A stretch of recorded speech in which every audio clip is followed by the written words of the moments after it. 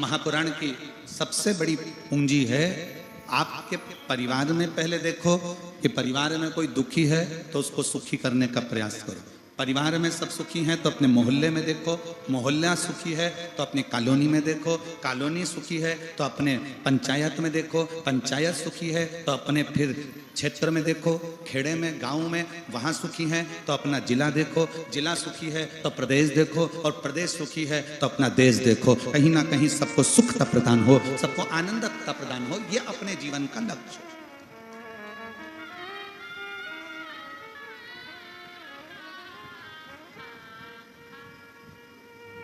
और जिंदगी मिली है,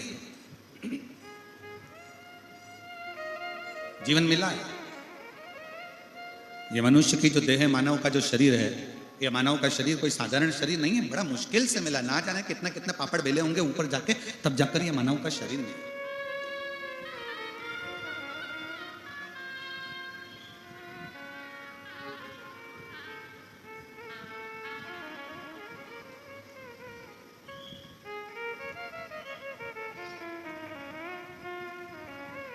और ना जाने कितना कितना भगवान से प्रार्थना करी होगी, विनय करा होगा, निवेदन करा होगा, तब जाकर यह मानव का शरीर मिला।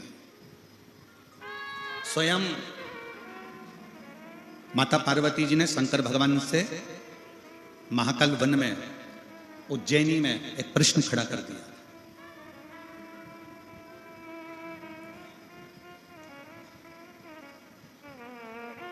मां जगत जननी जगदम्बा ने महाकाल वन में, उज्जैनी में एक प्रश्न खड़ा कर दिया था पार्वती जी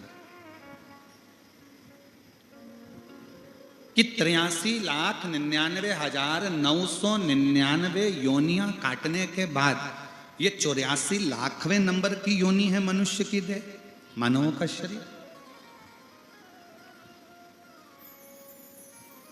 और 83,99,999 योनियां काटने के बाद जो ये मानव की योनि मिली है, मनुष्य शरीर मिला है, मानव की देह मिली है, ये मानव की देह क्या पूर्व के कर्म के अनुसार मिली है? भगवान ओघड़दानी, मेरे काल अधिपति महाकाल राजा ने कहा, सुनो पार्वती, ऐ पार्वती सुनो, पूर्व के कर्म भोगते भोगते भोगते भोगते मनुष्य मानव की देह तक आता है, पर मनुष्य देह प्राप्त होने के बाद उसको आगे क्या करना है, ये उसका खुद का प्रारब्ध कह जाता है, स्वतः स्वयं।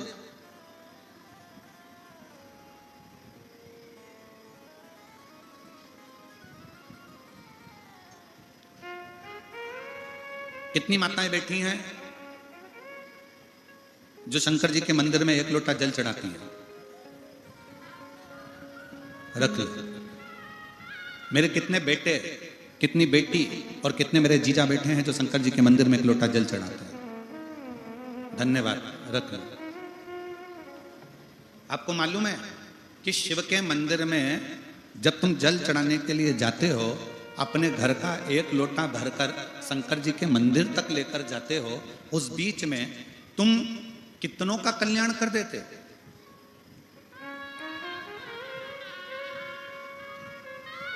आपको मालूम है कि आप कितने लोगों का कल्याण कर रहे हो? आपको यह नहीं मालूम, दुनिया के लोगों को लगता है कि किसी पर पैसा खर्च करोगे तो कल्याण होगा। ना ना ना, किसी को कपड़ा दोगे तो कल्याण होगा, किसी को भोजन दोगे तो कल्याण होगा, किसी को वस्त्र दोगे तो कल्याण होगा, किसी को आभूषण दोगे तो कल्याण होगा, किसी को सोना चांदी दोगे तो कल्याण होगा। ना, शिव महापुराण की कथा कहती है, आप जब भरा हुआ लोटा लेकर, कलश लेकर, घर से भरा हुआ पात्र लेकर जब निकलकर मंदिर के लिए जाते हो, उतनी दूर में कोई गाड़ी वाला, कोई निकलने वाला आपके मुख का दर्शन कर लेता है, भरा हुआ बर्तन उसके सामने से निकल जाता है, तो उसका सुबह सुबह का समय शुभ हो जाता है और उसका कल्याण हो जाता है। यहां पर बुजुर्ग मेरी माताएं बैठी हैं, बुजुर्ग मेरे पितृतुल्य मेरे जीजा बैठे हुए हैं, और वो ये जानते हैं कि पुराने समय में एक नियम था, भरा हुआ घड़ा लेकर कोई स्त्री निकलती थी तो कहते हैं कि शुभ होता है। गाय अपने बछड़े को दूध पिला रही है और तुम निकल कर जा रहे हो तो शुभ होता है। सामने से अर्थी निकल कर आ जाए तो शुभ होता है। कोई माँ अपने बच्चे से स्नेह लड़ा रही है, लाड लड़ा रही है, प्रेम कर रही है अपने पुत्र से, तो वो शुभ होता है। कोई माँ अपने बच्चे को गोदी में लेकर आवे, वो शुभ होता है, ये शुभ सूचक है। अब अपन को कहीं जा रहे हैं तो अपन किसी से तो नहीं कहेंगे कि गाय बछड़े को लेकर जाओ तो हमारा दिन शुभ हो जाएगा, सामने से अर्थी निकल कर चली जाए तो दिन शुभ हो जाएगा, नहीं, अपन किसी को नहीं कहते। पर शिव तत्व कहता है, शंकर की कथा कहती है, जब हम एक लोटा जल लेकर जब हम चलते हैं, एक लोटा जल लेकर जब हम अपने घर से निकलते हैं, कोई कहीं जा रहा होता है, किसी कार्य के लिए जा रहा होता है, तो उसका कार्य अपने आप शुभ हो जाता है।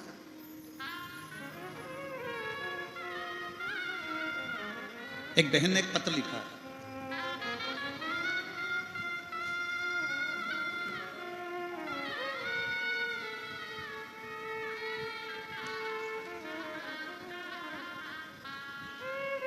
मैं चंद्र प्रकाश कुलदीप, मेरा मोबाइल नंबर ये है, कहीं बैठे हों तो हाथ हिला सकते हैं।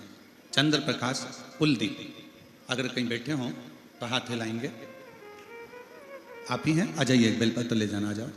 चंद्र प्रकाश कुलदीप मेरा नाम है, मेरा मोबाइल नंबर ये है। मैं ग्राम फरस गांव, ठीक बोला है? ठीक है, फरस गांव, कोरपलेटा, जिला कोंडगांव है, कोंडागांव, ठीक है, जिला कोंडागांव का निवासी हूं। मैं बाबा का क्या वर्णन करूं, शब्द से परे है। बेरियों ने मुझ पर झूठा आरोप लगाया था, जिसका प्रकरण कोर्ट में 5 साल से भी अधिक समय तक चलता रहा। उसी बीच में जीवन में इतना दुख आया कि भगवान पर से भरोसा उठने लगा। मेरे भगवान पर से भरोसा उठ गया। भजन पूजन तो करते पर विश्वास कम हो गया। साथ ही कमर में 3 गठाने हो गई। उठने बैठने चलने में भी परेशानी होती थी, पर फिर भी जबरन चला करता था।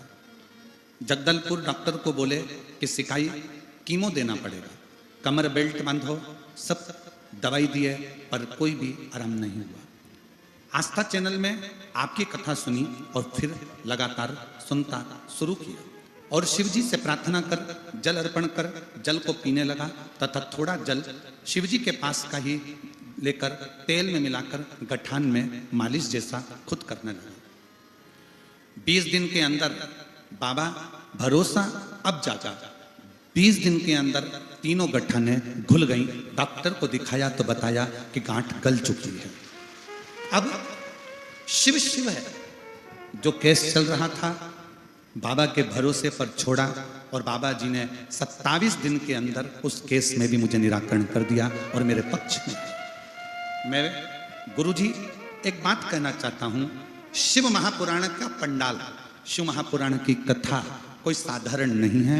ये स्वयं शंकर करते हैं और शंकर ही पूर्ण करते हैं। ये शिव है, ये शिव का एक भरोसा, एक विश्वास, एक दृढ़ता।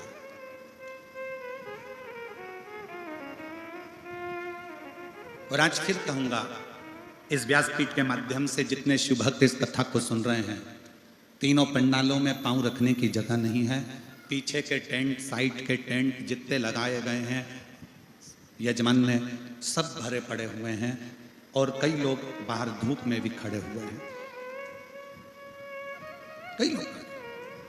आज इस व्यासपीठ के माध्यम से फिर कहूंगा कि आप शंकर जी की कथा को 7 दिन तक लगातार दिल से सुन रहे हो तो ये मानकर चलना कि मेरा भोले बाबा भी 3 महीने में तुम्हारी गोदी झोली जरूर भरेगा।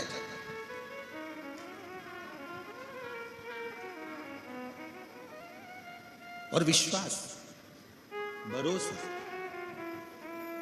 जब एक विश्वास दृढ़ होता है, भरोसा दृढ़ होता है तो शिव को मिलने में देरी नहीं लगती, शंकर को मिलने में देरी नहीं लगेगी।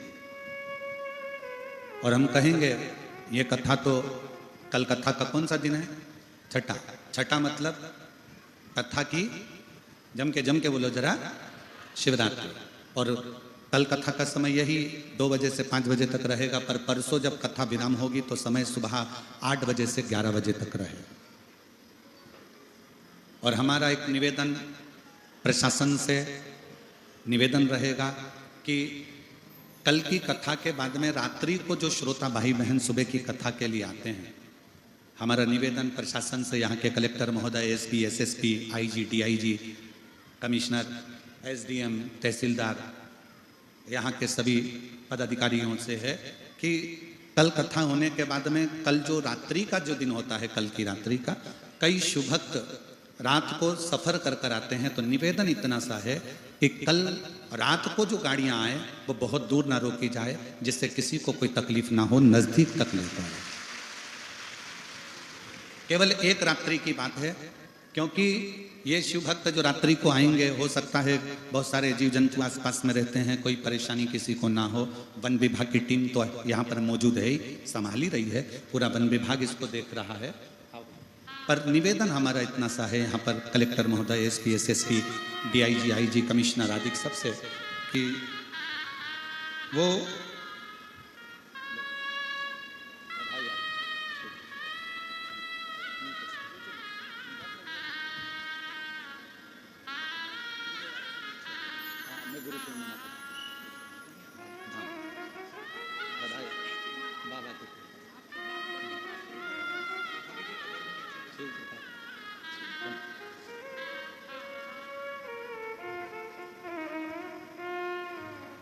डॉक्टरों ने ना जाने कौन कौन सी बीमारी इस बेटे को बता दी थी, सिकाई तक का बोल दिया था इस बेटे को, पर दूसरी जब जांच कराई गई तो पूरी गठाने इस बच्चे की गल गई। एक बार जोरदार ताली बजाएं इस बेटे की।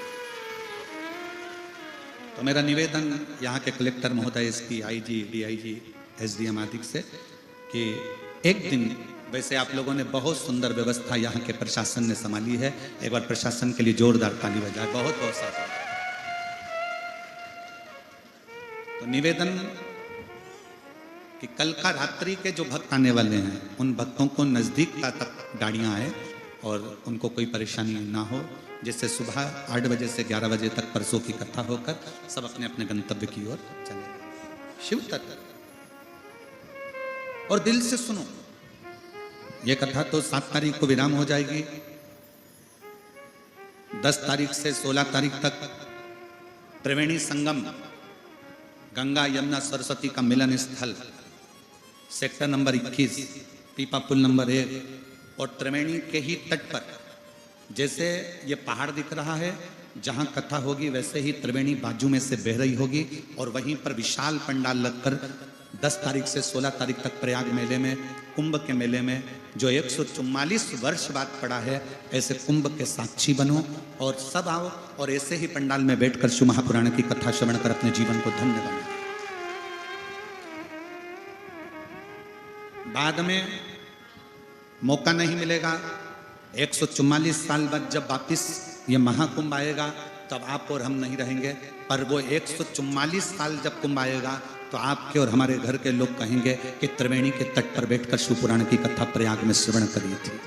हमारे दादा ने, परदादा ने, हमारे पिता ने, हमारी माता ने, हमारे घर के लोगों ने वहां जाकर कुंभ के मेले में त्रिवेणी के तट पर दोपहर में 1 बजे से 4 बजे तक बैठकर कथा का लाभ लिया था। सुनो, और पूरे कानपुर वालों से, लखनऊ वालों से, प्रयागराज वासियों से और आसपास के जितने भी उत्तर प्रदेश वासी, उनसे भी निवेदन है, ये मौका बार बार नहीं मिलेगा। आओ और शिव महापुराण की कथा त्रिवेणी के संगम पर 7 दिन सुनकर अपने जीवन को धन्य बनाओ। साथ शिव तत्व है।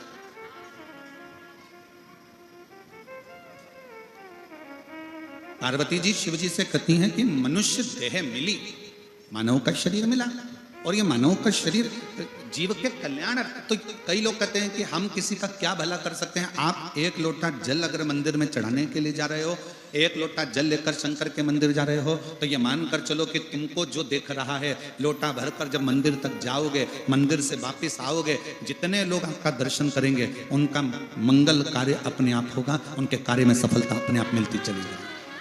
शिव महापुराण की विद्येश्वर संहिता कहती है, शिव महापुराण की विद्येश्वर संहिता कहती है कि श्री शिवाय नमस्तुभ्यम, बोलने वाले का मात्र मुख का दर्शन करते हैं तो हमारे सारे पाप समाप्त हो जाते हैं, हजारों अश्वमेध यज्ञ का फल प्राप्त हो जाता है। तो जरा विचार करो, जो लोटा भरकर जल चढ़ाने जा रहा होगा, लोटा भरकर जो पानी लेकर शिव मंदिर के लिए जा रहा होगा, दिल से श्री शिवाय नमस्तुभ्यम बोलता बोलता जा रहा होगा, वो ना जाने कितने कितने जीवों का कल्याण करता जा रहा होगा। कितने जीवों का कल्याण। एक पत्र है,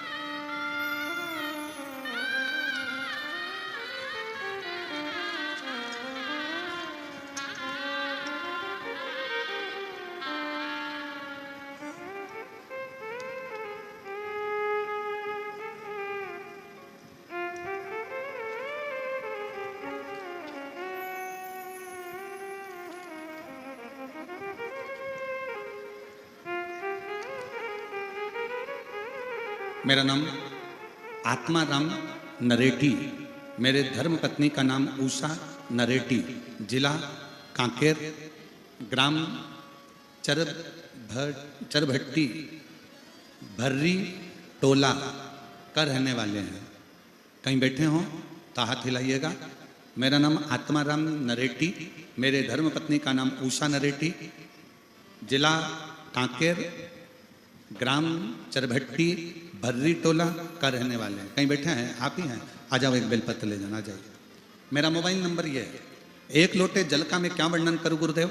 मेरी धर्म पत्नी का 2020 नवंबर से दोनों आंखों की रोशनी चली गई। दोनों आंखों की रोशनी मेरी धर्म पत्नी की 2020 में चली गई। दोनों आंखों से दिखना बंद हो गया। मैंने अपनी धर्म पत्नी का उपचार के लिए कांकेर, धमतरी, रायपुर डॉक्टर को दिखाया। रिपोर्ट में डॉक्टर ने यही कहते हैं कि आंखों की जो नसें थी वो सूख गई हैं। आंखों की नस सूखने के कारण इनकी रोशनी चली गई। अब कुछ नहीं हो सकता। विशाखापट्टनम अपोलो हॉस्पिटल में पूरा जांच करवाने पर पता चला कि इनकी ब्रेन में पानी भरने के कारण इनकी आंखों की रोशनी चली गई है और वो रोशनी वापस नहीं आई है। ब्रेन का ऑपरेशन करना पड़ेगा, शायद फिर आंखों की रोशनी आ सकती है। अब विचार करते, इस उपचार में 5 लाख रुपए का खर्चा हो गया। डॉक्टर का कहना था आपने यहाँ लाने में देर कर दी, अब बस दवाई खाओ, कोई भरोसा नहीं है आएगी कि नहीं आएगी। हम लोग हताश हो गए। इसके अलावा कई जगह पर जाकर दिखाया। केंद्रीय रिजर्व पुलिस बल में कार्यरत था मेरा लड़का मनीष कुमार नरेटी, उसने भी हमारे माँ की खूब जांच कराई पर कोई असर नहीं आया। एक लड़की लक्ष्मी नरेटी है, 3 माह छुट्टी लेकर माँ का उसने खूब सेवा करी, फिर भी कोई असर नहीं देखा। 2020, 2021, 2022 निकलता चले गया और आंखों की रोशनी नहीं आई। तब आया 2023। किसी ने जल चढ़ाने वाले एक व्यक्ति ने कहा कि एक काम करो, टीवी पर कथा आती है शिव महापुराण की कथा, वो सियोर वाला महाराज बाजता है, आप इसको सुनाना चालू करो। पत्नी के कानों में टीवी की आवाज तेज कर वॉल्यूम तेज कर छोड़ देते। हम सबसे कहते हैं जब तुम्हारे घर में टीवी पर कथा चले, मोबाइल पर कथा चले, दुकान पर कथा चले, तो थोड़ा टीवी की आवाज को बढ़ा दो जिससे सबके कानों में ये कथा जाए। हमारी पत्नी के कानों में टीवी की आवाज तेज कर देते और उनके कानों में कथा सुनने के लिए डाल देते। बाबा का मैं क्या गुणगान करूं।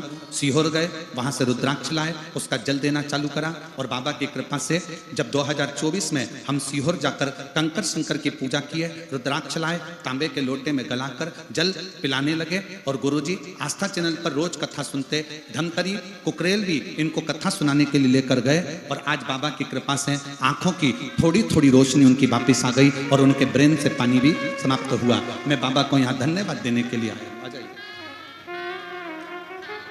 अब आंखों में थोड़ा थोड़ा दिखना प्रारंभ हो गया। मैं बाबा को प्रणाम करने के लिए आया।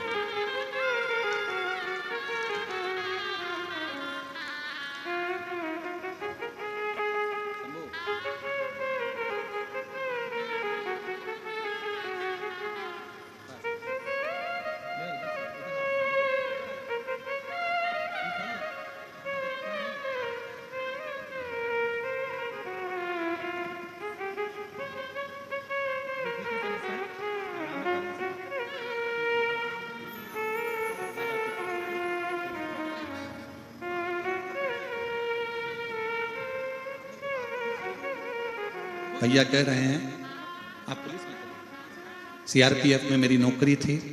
2020 में आंखें चली गईं। 2020, 2021 तक पलंग से उठती नहीं, दीवार पकड़ पकड़ कर चलती, कुछ दिखता नहीं था। 2024 में शिव की कृपा से 2 पंडाल में कथा सुनवाई और बाबा के धाम कुबरेश्वर दादा के धाम जाकर कंकर शंकर की पूजन करी। अब आंखों में रोशनी वापिस आई है, थोड़ा थोड़ा दिखना प्रारंभ हुआ और अब टीवी भी देख लेती हैं, लोगों को समझ भी लेती हैं, दूर से चेहरा भी थोड़ा समझ में आ जाता है और थोड़ा थोड़ा दिखना प्रारंभ हो गया। एक बार जोरदार ताली बजा।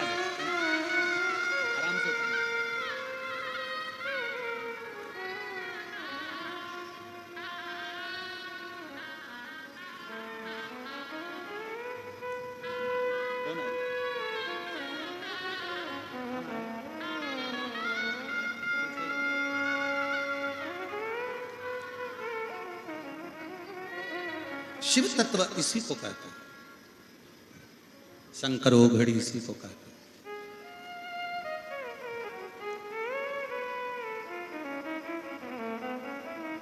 और जब आपका विश्वास, जब आपका भरोसा दृढ़ होता है,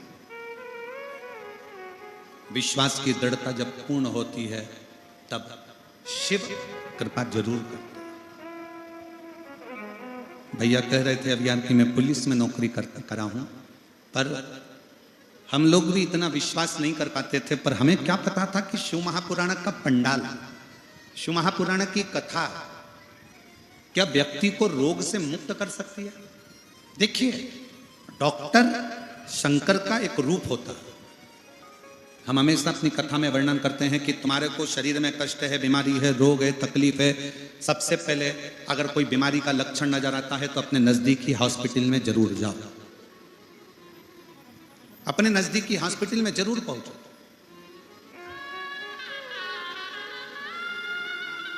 हमारे बीच में श्री आशाराम नेताम जी, विधायक विधानसभा क्षेत्र क्रमांक 81 कांकेर से पधारे हैं। मैं आमंत्रित करता हूं व्यासपीठ का पूजन करें। शिव तत्व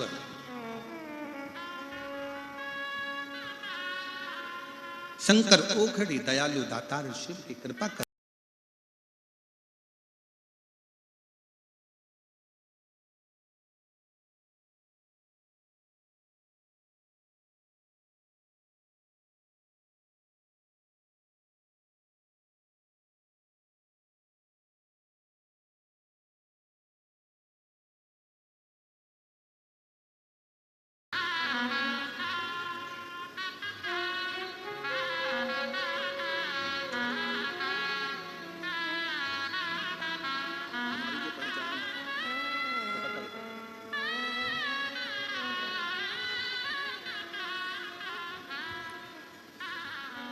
शिव कथा कर रहे हैं, भगवान शंकर का संवाद कर रहे हैं, शिव महापुराण की कथा कर रहे हैं, शिव तत्व कर रहे हैं।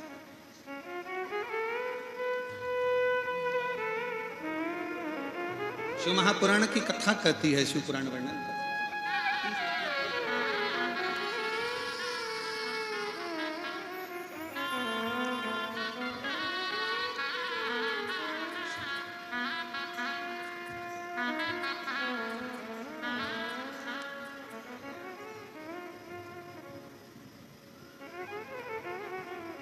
ये मनुष्य का जो देह है, मानव का जो शरीर है, एक लोटा जो जल है, वो कहीं ना कहीं किसी ना किसी रूप में सबका हित कर रहा है। आप किस भरोसे पर, आप किस विश्वास के साथ में भगवान की कथा श्रवण करते हैं, किस भरोसे के साथ आप भगवान शंकर के मंदिर जाते हैं, शिवालय जाते हैं। कितना सुंदर प्रसंग है कि कामदेव, कोई कहता है कि शंकर भगवान ने कामदेव को जलाकर भस्म कर दिया, पर विचार तो करो कि जिस समय पर शंकर भगवान की समाधि तोड़ने का समय आया, तारकासुर ने उपद्रव मचाया और तारकासुर उपद्रव करते हैं और कामदेव समाधि तोड़ने के लिए जब नाम लिया गया कि समाधि कौन तोड़ेगा, ये समाधि तोड़े तो तोड़े कौन तोड़ सकता। इंद्र से कहा, आप क्या शंकर जी की समाधि तोड़ सकते हो? इंद्र ने कहा नहीं।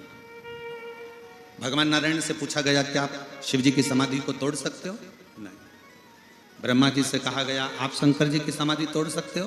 नहीं।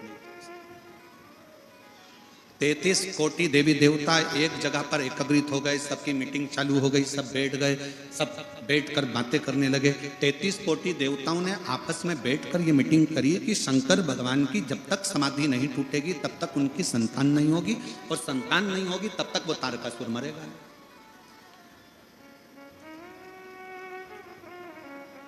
तारकासुर को मारने के लिए शंकर भगवान की समाधि को तोड़ना जरूरी है,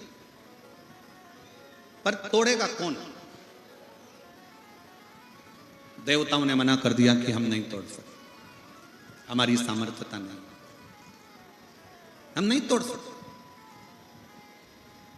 यह हमारी सामर्थ्यता नहीं कि हम समाधि को तोड़ दें। सारी सभाओं में रति के पति कामदेव बैठे हुए थे, सारी सभा में रति के पति कामदेव बैठे हुए, और रति के पति कामदेव हंसकर मुस्कुराकर बोले, केवल शंकर भगवान की समाधि तोड़ना, केवल शिव की समाधि। और फिर निवेदन है, जो नजदीक में होता है ना वो परख नहीं कर पाता, जो नजदीक में होता है ना वो परख नहीं कर पाता। आधे से ज्यादा तो घर के लोग अपने बच्चों का विल पावर कमजोर कर देते, तेरे बस का नहीं है, तू आगे नहीं बढ़ सकता, तू एग्जाम पास नहीं कर सकता, तू ये नहीं कर सकता, तेरी सरकारी नौकरी नहीं लग सकती, क्यों फालतू के पीछे पड़ा हुआ है, चल दुकान पर जाना चालू कर, व्यापार चालू कर, काम धंधा चालू कर। बल्कि अपने घर के बच्चों का विल पावर मजबूत करिए और अपने घर के बच्चों से कहो, भले जंगल में रहते हैं, भले अपन कहीं पर भी निवास कर रहे हो, भले अपना काम काज ज्यादा नहीं है, पर मुझे विश्वास है बेटा तू एक ना एक दिन नाम रोशन जरूर करेगा, कर मेहनत, अपनी लगनता से काम कर, तू अपनी लगनता से काम कर, एक दिन तू नाम रोशन जरूर करेगा। तो ये निश्चित है, आपका दिया गया संस्कार, आपका करी हुई मेहनत और आपका किया गया वचन, आपके बच्चों को जब आप बल दोगे तो एक दिन अच्छा काम करेगा, तू एक दिन अच्छा कर सकता है, तुझ में वो बल है, तू सब कुछ कर सकता है, तू डॉक्टर भी बन सकता है तो तू इंजीनियर भी बन सकता है, तू कलेक्टर भी बन सकता है तो एसपी भी बन सकता है, तुझ में वो बल है। कर मेहनत, पढ़ाई कर, मेहनत को 4 गुना बढ़ा, अच्छा काम कर, देख फिर तू एक ऊंचे सिंहासन पर बैठेगा। जब हम अपने बच्चों को बल देते हैं, अपने बच्चों को आगे बढ़ाने की सक्षमता प्रदान करते हैं, तो एक दिन उस घर का बच्चा अपना नाम रोशन जरूर करता है, जरूर करता है। अब पहले से ही आपने विचार कर लिया तेरे बस का, एक पत्र है देखिए,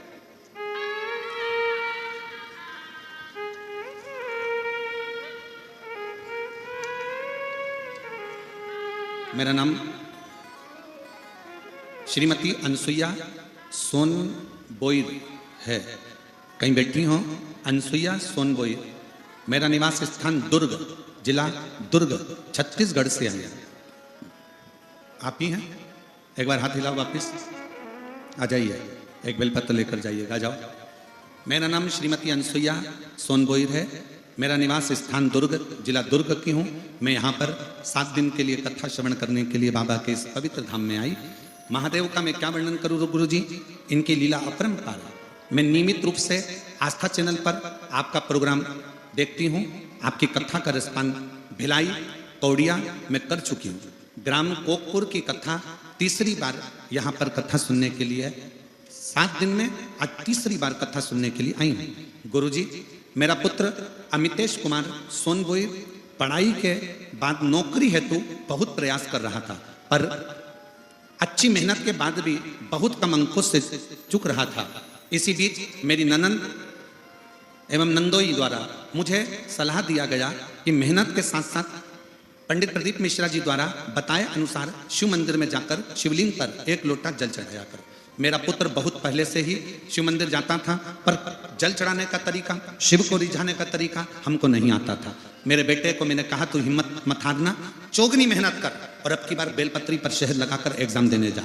मैं बाबा को धन्यवाद देने के लिए आई हूँ। आज मेरा बेटा शिक्षक बन गया और सरकारी स्कूल में शिक्षक बनकर बच्चों को पढ़ा रहा है और गवर्नमेंट टीचर बन गया है। मैं बाबा को यहाँ पर नमन करने के लिए आई हूँ, अनसुईया सोनबोर दुर्ग से।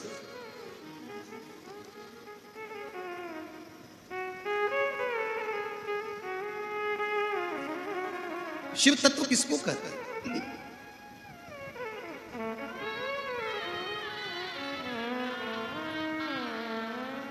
जब आपकी मेहनत, आपका परिश्रम,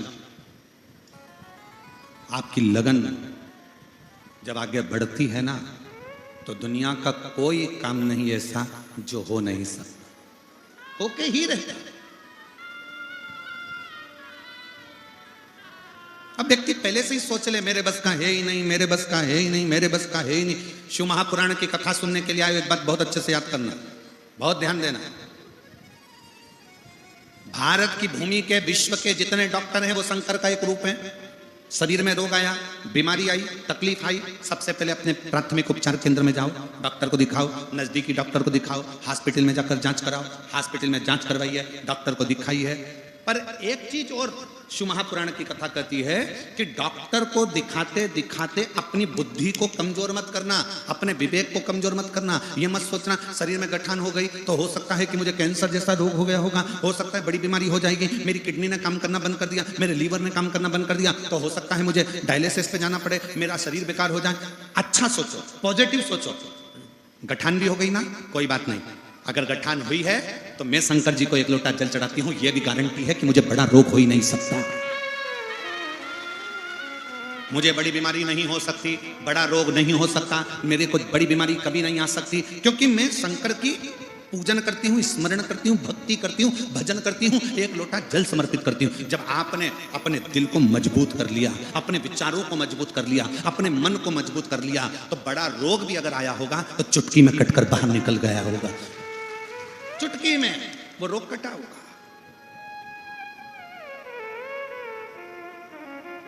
कल एक पत्र पढ़ा था और वो आई भी थी, वो भाई आए थे कल, जिनका पत्र पढ़ा था, जिनका दोनों किडनी खराब हो चुकी थी। पढ़ा था कल पत्र, जम के तो बोलो, दोनों किडनी खराब हो गई थी, डायलिसिस चालू, और डॉक्टर ने कह दिया तुम्हारी किडनी बदलना पड़ेगी। डायलिसिस पे आ गए, तब वो किडनी ने काम करना बंद कर दिया। तब उसने कथा सुनना चालू करी और उसने विचार कर लिया कि मेरी किडनी चालू है, मेरी किडनी चालू है, मैं खाऊंगा पीऊंगा, मेरी किडनी चालू है, मेरी किडनी चालू है। और बाबा ने ऐसा कर दिया कि उसकी किडनी चालू हो ही गई। अपने भीतर का विश्वास, अपने भीतर का बल अपन को प्रबल बनाता है। और उसी में आज एक पत्र आया है लीवर का, एक व्यक्ति के दोनों उसके जो लीवर थे वो लीवर ने काम करना ही बंद कर दिया। देखिए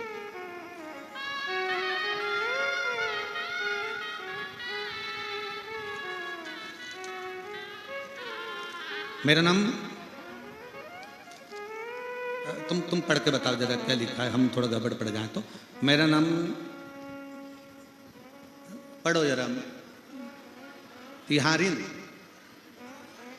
तिहारिन बाई यादव, कहीं बैठी हो तो हाथ हिला सकती हैं। ग्राम लहसुन बही, तहसील नगरी, जिला धमतरी की निवासी हूं, कहीं बैठी हो तो हाथ हिला सकती हैं। आप ही हैं, आ जाओ, एक बेलपत्र ले जाना, आ जाइए। मेरा लीवर 2008 में, मेरा लीवर 2008 में पूरा खराब हो गया, मेरे लीवर ने काम करना बंद कर दिया। अब जरा देखिएगा कौन सा सन चल रहा है, 2025। खराब कब हुआ था, 2008। 2008 में मेरा लीवर पूरा खराब हो गया, डैमेज हो गया, लीवर ने काम करना बंद कर दिया। डॉक्टर ने ऑपरेशन का कह दिया, पर डॉक्टर जब ऑपरेशन का बोले, हमारी आर्थिक स्थिति ठीक नहीं थी, हम ऑपरेशन नहीं करवा पाए। तब हम दवाइयां लेते लेते रहे, पर हर साल डॉक्टर कहता रहा कि लीवर बदलना पड़ेगा, लीवर डैमेज है। 2008 में ही आपकी कथा हमने टीवी पर सुनी थी, और 2008 में कथा सुनी, 2009 2010 निकला, और बाबा की कृपा से आज मैं बाबा को धन्यवाद देने के लिए सामने आई हूं कि मेरा लीवर पूर्ण तरह से काम कर रहा है और मेरा लीवर ठीक हो गया। ये शिव तत्व है। आप किसके आश्रित हो, किसके भरोसे हो? जब आपने मन में सोच लिया, विचार कर लिया कि मुझे कोई बड़ी बीमारी नहीं है, तो वो बीमारी नहीं आएगी। तुमने सोच लिया मेरे घुटने तो बड़े बेकार हो गए, नीचे बैठते ही नहीं बने, नीचे बैठते ही नहीं बने, तो वो घुटने वैसे ही होते चले जाते हैं और फिर नीचे बैठने के लायक तुम होते ही नहीं हो। तुमने सोच लिया कि मेरे घर की बहू तो बेकार ही है, दिन भर गाली देती है, तो वो बहू एक ना एक दिन बेकार होती चली जाती है। तुमने सोच लिया कि मेरी बहू जैसी कोई नहीं है, तो वो बहू एक नंबर होती चली जाती है। ये तुम्हारे मन की धारणा।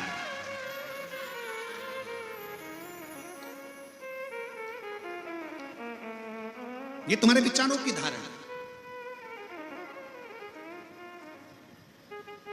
कोई व्यक्ति अगर गंदा नजर आता है ना तो उसे वो गंदा ही दिखेगा, जितनी बार देखोगे ना उसमें गंदगी नजर आएगी। कोई व्यक्ति बेकार नजर आएगा ना तो उसमें बेकार ढूंढते रहोगे, बेकार ढूंढते रहोगे, बेकार ढूंढते रहोगे, ये तो ऐसा है, ये तो वैसा है, ये तो ऐसा है, ये तो वैसा है। और जब व्यक्ति में अच्छाई देखोगे ना, जैसे एक माँ अपने लड़के की जब शादी करती है तो लड़की जब देखने जाती है ना तो लड़की देखकर जब आती है ना इतनी खुश होती है, इतनी बढ़िया लड़की है गुरुजी, इतनी बढ़िया है, इतनी बढ़िया है। हम 8 लोग गए थे गुरुजी लड़की देखने के लिए, बिल्कुल नहीं बोली, इतनी अच्छी लड़की है। गुरुजी फोटो देखो और फोटो देख के बताओ लड़की कैसी है। हमने भी फोटो देख कर कह दिया अम्मा अभी नहीं बोली है, जब आएगी तब बोलेगी, और वो बोलेगी तो तू डोलेगी, ये पक्का।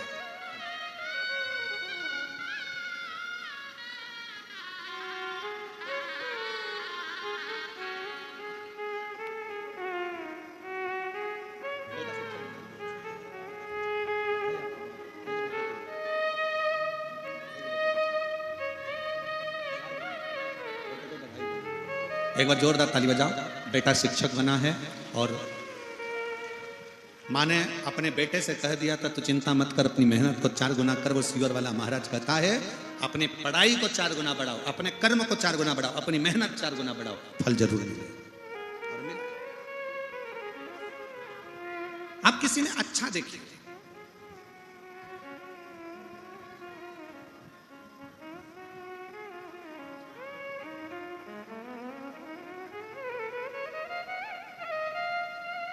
एक बात आप लोगों से पूछें, उत्तर दोगे क्या? कांकेर वाले, कोकपुर वाले, जम के तो बोलो जरा।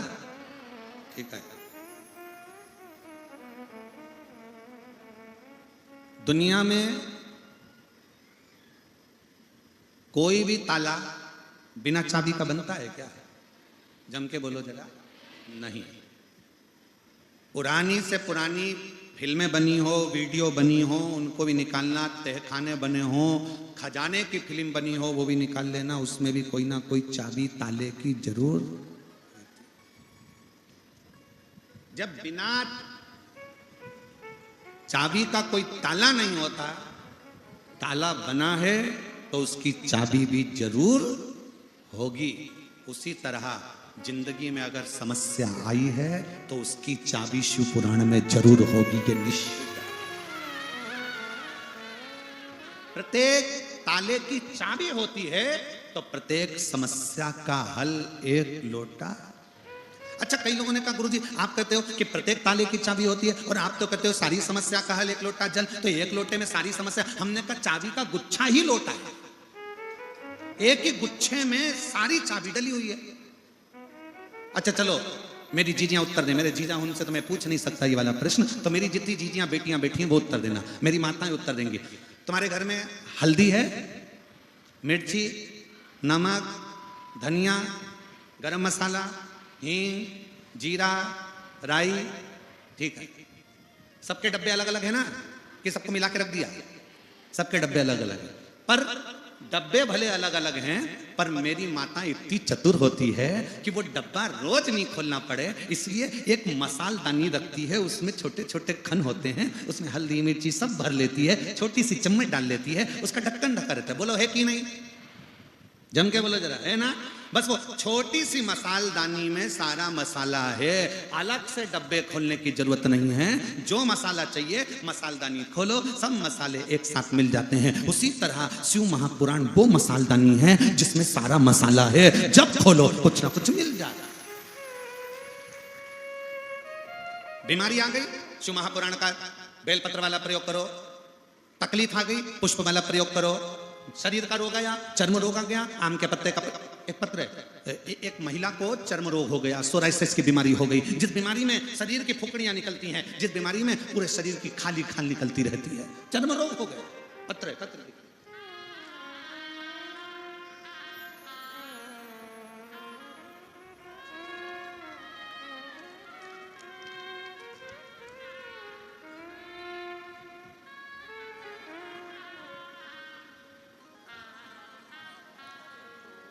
तेश्वर कुमार जैन, अलबेला पारा, अलबेला पारा, कांकेर। मोबाइल नंबर ये है, कहीं बैठे हो तो हाथ हिला सकते हैं, आप ही हैं, आ जाओ एक बेलपत्र ले जाना। गुरुदेव, एक लोटे जल का मैं क्या वर्णन करूं। 1993 में भारतीय सेना में मैं नौकरी में लग गया। 5 साल बाद 1998 से मेरे शरीर में सोराइसिस की बीमारी हो गई। कौन से वर्ष में हुई? 1900, पढ़ के बताओ जल्दी से। 1998। अभी क्या चल रहा है? 2025। 1998 में मेरे को शरीर में सोराइसिस की बीमारी हो गई। पूरे शरीर की खाल निकलना प्रारंभ हो गई। बड़े तकलीफ में आ गए। सारा इलाज जहां जहां पोस्टिंग होती वहां वहां इलाज कराते, पर हाथ की चमड़ियां निकलती रहती। 1999 में कारगिल में युद्ध के दौरान तब भी शरीर में वो रोग रहा। ऐसे करते करते करते करते 23 साल निकल गए गुरुदेव, पर शरीर का रोग समाप्त नहीं हुआ। तब किसी ने कहा आस्था चैनल पर कथा आती है, उसको सुनो। मैंने आस्था चैनल पर मोबाइल पर कथा सुनना प्रारंभ करी और आपका आम के पत्ते वाला जो प्रयोग है, आम के पत्ते का प्रयोग करना प्रारंभ करा। आज मेरे शरीर की सोराइसिस की बीमारी पूरी समाप्त हो गई। मैं बाबा को यहाँ प्रणाम करने के लिए आया हूँ। मैं बाबा को नमन करने के लिए। शिव तत्व, शिव तत्व इसी को कहते हैं।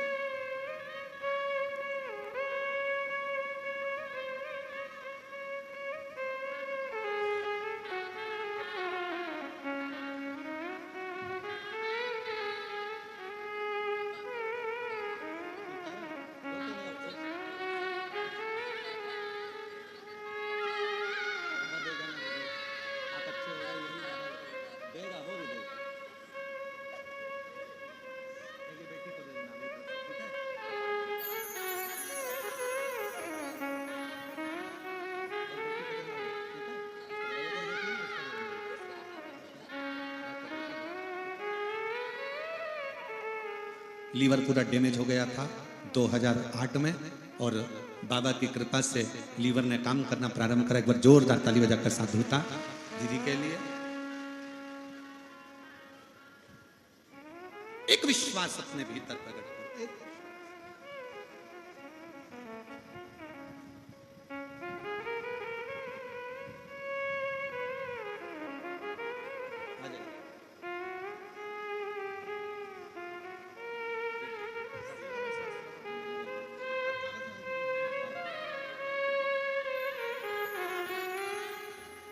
सोराइसिस का बीमारी हो गया था सन 98 से, और सालों साल वो बीमारी रही।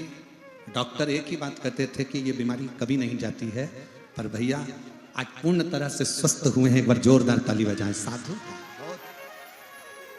शिव तत्व शंकर, काल के पंजे से है मां बचाओ।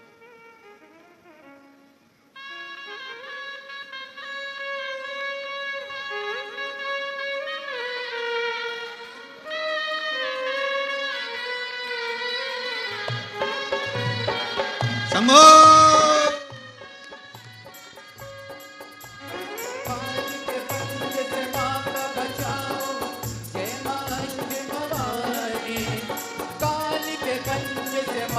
बचाओ, जय मां अष्ट भवानी मां, जय मां अष्ट भवानी मां।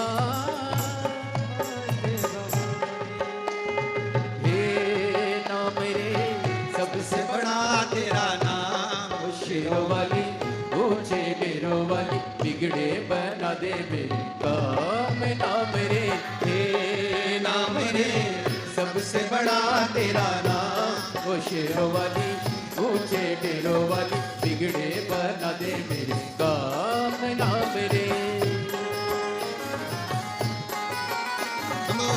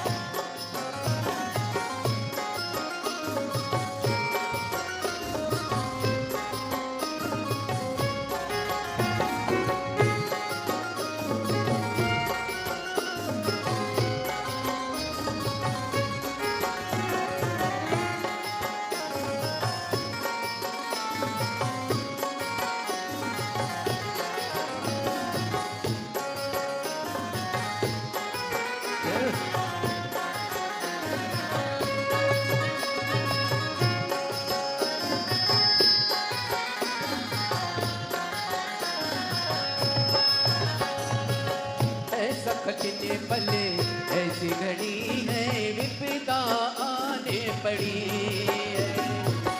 ऐसा कटने पले ऐसी घड़ी है विपदा आने पड़ी है। तू ही दिखा बे रास्ता ये दुनिया रास्ता रोके खड़ी रास्ता रोके खड़ी। मेरा जीवन बनाएगी संग्राम ओ शेरों वाली ओ शेरों वाली बिगड़े बना दे मेरे काम ना मेरे ये ना मेरे सबसे बड़ा तेरा नाम ओ शेरों वाली ओ शेरों वाली बिगड़े बना दे मेरे काम ना मेरे।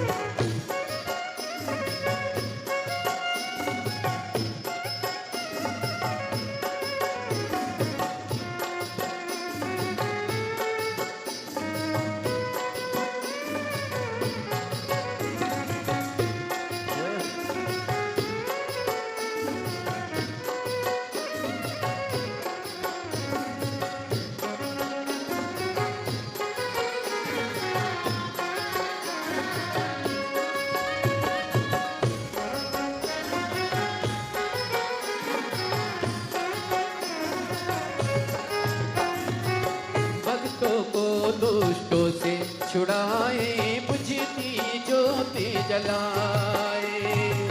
भक्तों को दुष्टों से छुड़ाए बुझती ज्योति जलाए। जिसका नहीं है कोई जगत में तू उसी की बन जाए। तीनों लोग करे तो है प्रणाम ओ शेरों वाली ऊंचे डेरों वाली बिगड़े बना दे मेरे काम ना मेरे हे ना मेरे सबसे बड़ा तेरा नाम ओ शेरों वाली ऊंचे डेरों वाली बिगड़े बना दे मेरे काम ना मेरे।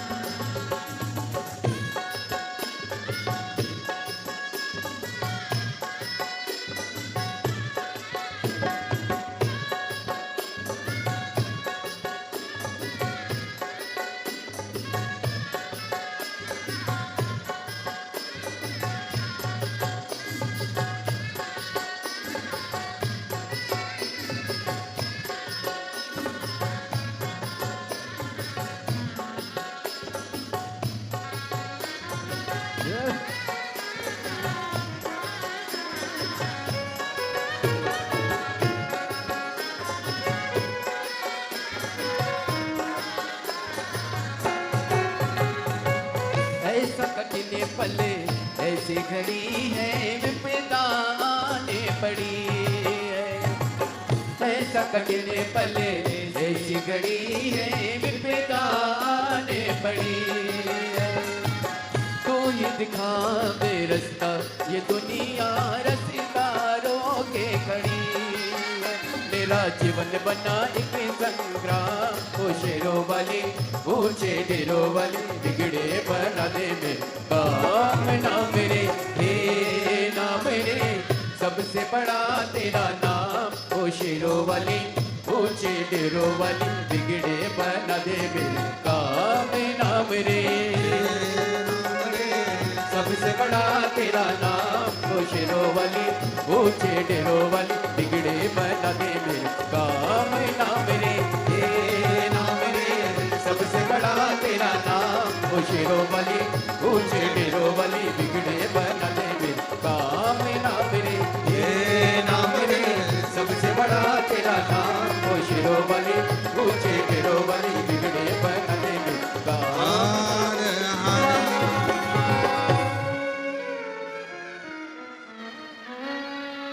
अपने स्थान पर बैठकर भगवान देवाधिदेव महादेव को अपने मन का भाव दिल से हृदय से कहेंगे।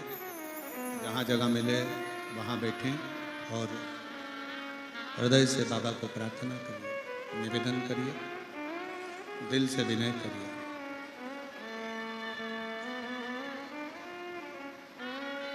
जहाँ भी जगह मिले बैठकर बाबा को हृदय से प्रार्थना करिएगा, दिल से निवेदन करिएगा, विनय करिएगा।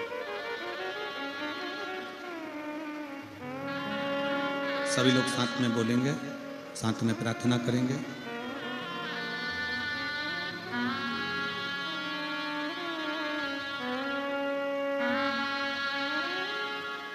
श्री शिवाय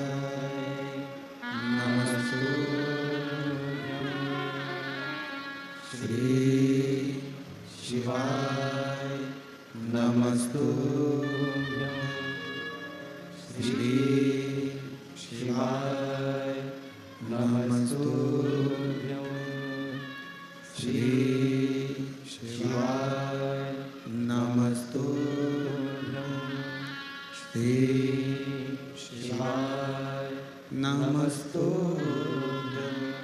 भोला सब दुख काटो हमारा, ओ भोला सब दुख काटो हमारा। शिव शंकर जपू तेरी माला, भोले बाबा जपू तेरी माला। भोला सब दुख काटो ओ भोला सब दुख काटो हमारा। वेश मंगल मंगलकारी, वेश है मंगल मंगलकारी। शमशान निवासी हमारा, शमशान निवासी हमारा। ओ भोला सब दुख काटो हमारा, ओ भोला सब दुख काटो हमारा।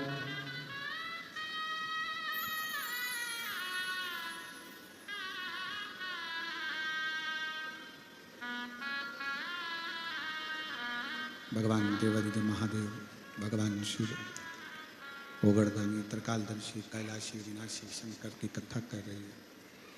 शिव तत्व कह रहा है, शिव महापुराण की कथा वर्णन कर रही है। यदि ताला बना है तो उसकी चाबी भी जरूर बनी है। यदि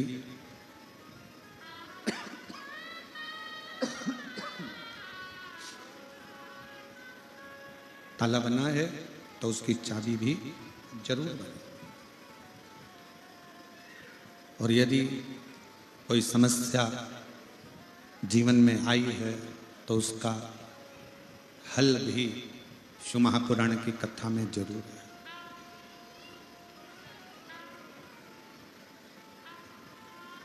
दुख आया है, तकलीफ आई है, कष्ट आया है, उसका निराकरण कहीं ना कहीं शिव महापुराण में है। रिटर्न थोड़ा सा शिव महापुराण में उसका हल है।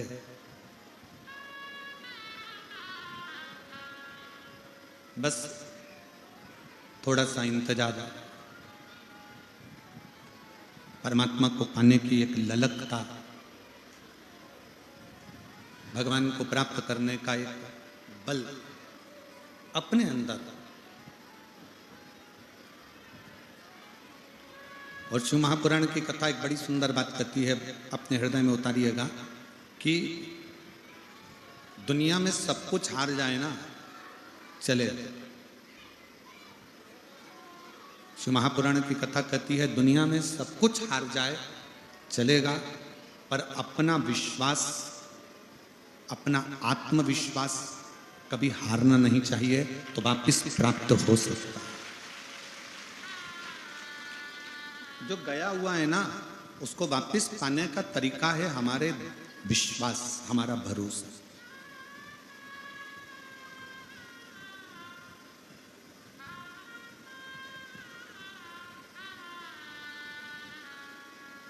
फिर निवेदन है, ताला बनाए चाबी जरूर होगी, समस्या आई है उसका हल जरूर। आज क्यों पूरा विश्व, पूरा देश, पूरा भारत ही नहीं पूरा विदेश भी शिव महापुराण की कथा को सुनता है?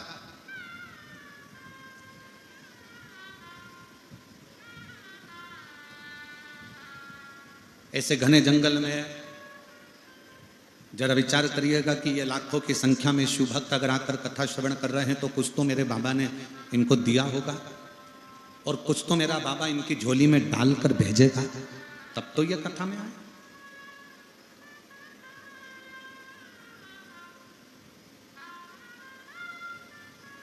कल हमने कथा में कहा था कि किसी नदी के तट पर मंदिर है, शिवालय है, कथा चल रही है, तो उसका फल हजारों हजार गुना प्राप्त होता है। कोकपुर में अगर ये कथा चल रही है, नदी के तट पर हो रही है, तो इसका भी फल मिलेगा। और जो प्रयागराज में कथा सुनने त्रिवेणी के घाट पर आ रहे हैं, वो ये सोच कर आना कि ना जाने शंकर भगवान तुम्हें क्या क्या देकर भेजेगा, ये वही जान सकता है, ये उसके ऊपर है।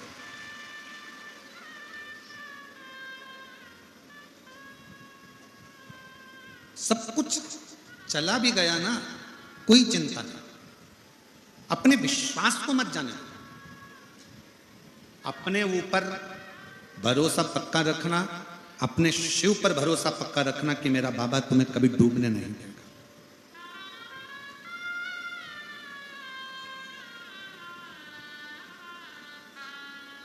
मैं हरक राम जी जैन साहब बैठे हैं, देव कुमार जैन साहब बैठे हैं, इनसे पूछना कथा चालू होने के पहले कितनी कितनी समस्याएं आके खड़ी होती है। भागवत कराओगे ना जैन साहब, इतनी समस्या नहीं आती। राम कथा कराओगे तो भी समस्या नहीं आती, गीता जी कराओगे तो भी समस्या नहीं आती। पर जैन साहब शिव महापुराण की कथा एक ऐसी है कि जब तक चालू नहीं होती तब तक ढेर सारी तकलीफें आकर खड़ी होती है, पर जैसे ही शिव पुराण व्यासपीठ पर आकर बैठती है, उसके बाद में भोले बाबा उस समस्या को हरना प्रारंभ कर देते हैं, तकलीफों को हरना प्रारंभ कर देते हैं।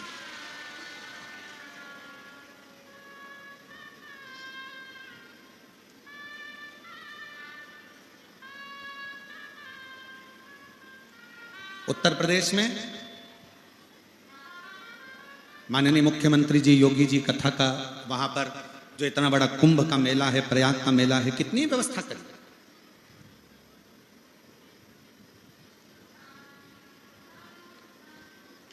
अब इतनी लाखों करोड़ों पब्लिक के लिए व्यवस्था करना कोई सहज है क्या? और कोई एक बार आकर यहां कोकपुर वाले जैन साहब से भी पूछना कि इतनी बड़ी व्यवस्था करने के लिए कितना कितना बल लगाना पड़ता है, कितनी कितनी व्यवस्थाएं करना पड़ती हैं। जब यहां लाखों में भक्त आते हैं तो इतनी व्यवस्थाएं करना पड़ती है। और तो प्रयागराज की भूमि पर तो जब कुंभ का मेला लगा है तो करोड़ों में भक्त आते हैं, तो सरकार को कितनी व्यवस्था करना पड़ती है।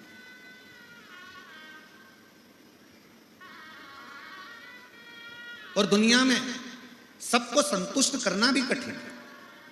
यहाँ जितने लोग आए ना, हम सोचें कि सब संतुष्ट हो जाए तो कठिन है।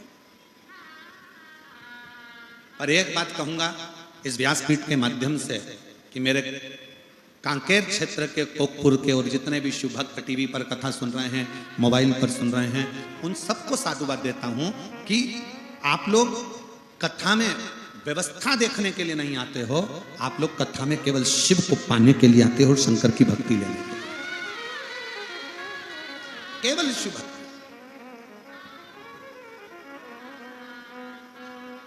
सवाल लगी है, 33 कोटि देवता बैठे हैं, सबने कह दिया शंकर जी की समाधि को हम नहीं तोड़ सकते, और तारकासुर को मारने के लिए शिव की समाधि तोड़ना जरूरी है। कौन तोड़ेगा? भगवान नारायण ने मना कर दिया, ब्रह्मा जी ने मना कर दिया, इंद्र ने मना कर दिया, गरुण वरुण सब ने मना कर दिया, 33 कोटि देवताओं ने समाधि तोड़ने का मना कर दिया। तब रति के पति कामदेव, उनके मन में आया कि शंकर भगवान की समाधि मैं चुटकी में तोड़ देता।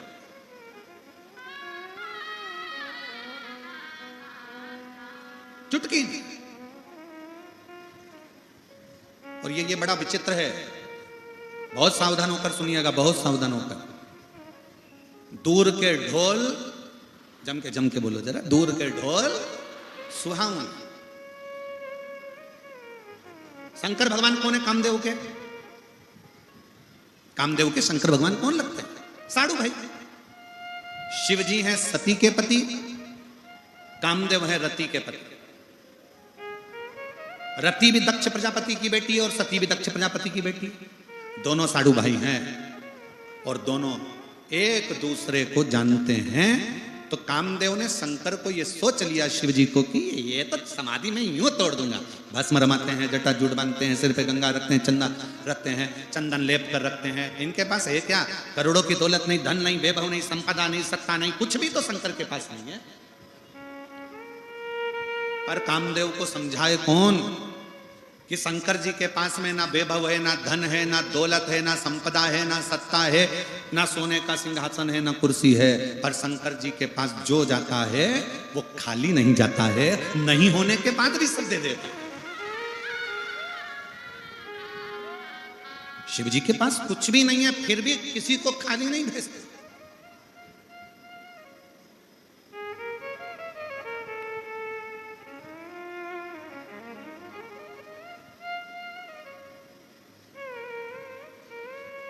कामदेव शंकर भगवान के लिए शब्दों पर शब्द कहने लगा, शब्दों पर शब्द।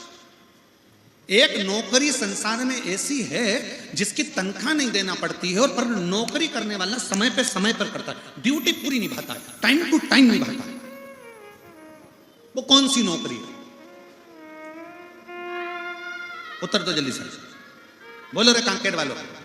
दुनिया में एक नौकरी ऐसी है जिसकी तनख्वाह नहीं देना पड़ती है, और ड्यूटी करने वाला समय टू समय, टाइम टू टाइम ड्यूटी करता है, रात दिन जाकर ड्यूटी करता है, और उसकी तनख्वाह किसी को देना नहीं पड़ती है। बोलो वो कौन सी नौकरी है?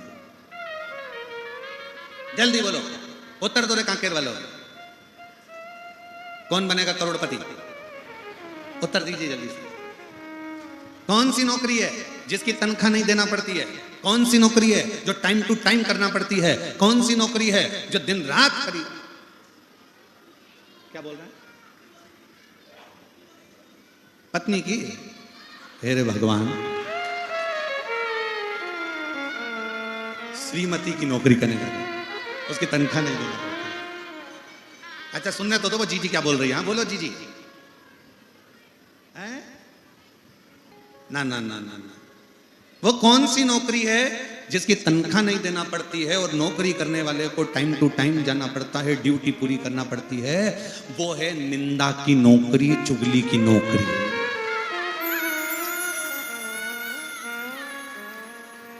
व्यासपीठ का पूजन करें और पूज्य गुरुदेव से आशीर्वाद प्राप्त करें। देखिए आप सभी को ज्ञात है, सिद्धपुर नगरी सीहोर की पावन धरा पर विशाल कुबेरेश्वर धाम की स्थापना होने जा रही है। ये एक ऐसा धाम बनने जा रहा है जो 12 ज्योतिर्लिंग के मध्य में केंद्र में स्थापित होगा। कंकड़ शंकर की यह पावन धरा, कंकड़ शंकर की यह पावन भूमि जप स्थली है, तप स्थली है, साधना स्थली है, आराधना स्थली है। भगवान की कृपा दृष्टि इस धरा पर हमेशा विद्यमान होती है। जो भी भक्त अपने मन की मुराद लेकर कुबेर भंडारी के पावन चरणों तक पहुंचता है और किसी भी स्थान पर बैठकर 108 बार श्री शिवाय नमस्तोभ्यम का जाप करता है, मेरा कुबेर भंडारी, मेरा राजा धीराज महाकाल राजा उन सभी भक्तों की मनोकामना पूर्ण कर देता है, उन सभी भक्तों का भंडार भर कर रख देता है। देखिए उस धरा पर सेवा का कार्य भी प्रतिदिन सुचारू रूप से चलता है, जिसमें भोजन भंडारा जो कि नियमित रूप से चलाया जाता है भक्तों के लिए, और भक्त प्रतिदिन लाखों सैकड़ों हजारों की संख्या में वहां पर पहुंचते हैं, भोजन भंडारे का आनंद लेकर अपने जीवन को कृतार्थ करते हैं।